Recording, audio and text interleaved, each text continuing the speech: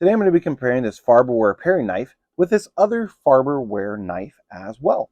Now this one is actually designed, I believe, to be a steak knife, but they're both going to be really similar in that you can use them for a variety of different purposes. So just because a knife says that it's utility or steak or paring doesn't mean it can only be used for that. One thing when comparing these two knives I did want to mention is that both of them do come from the factory extremely sharp. So you won't have problems cutting anything with either of these two knives. Now this bottom one from Farberware I actually prefer because it's going to show the tang all the way through. You can see the metal there on the top and on the bottom.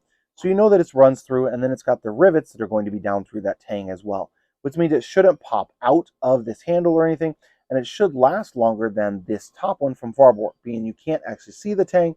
It's a pretty good guess that it's glued somewhere inside of here, or even just this plastic handle is molded around it.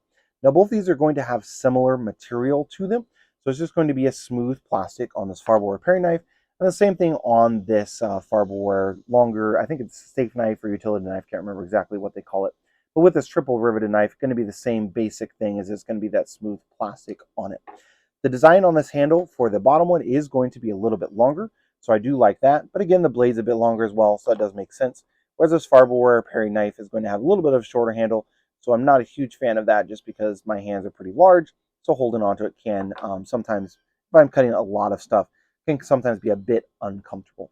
Both of them are going to be extremely sharp. As I said, both of them are great.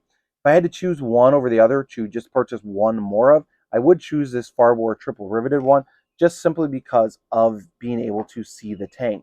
So I know going in, okay, this one is going to have the tang all the way through, and it's not just partially through or going to pop out or something like that. Whereas on this top Farberware one, you can't really tell that. So I do prefer the ones that show the tang all the way through the handle on the top and on the bottom. Overall, both of them are excellent knives though.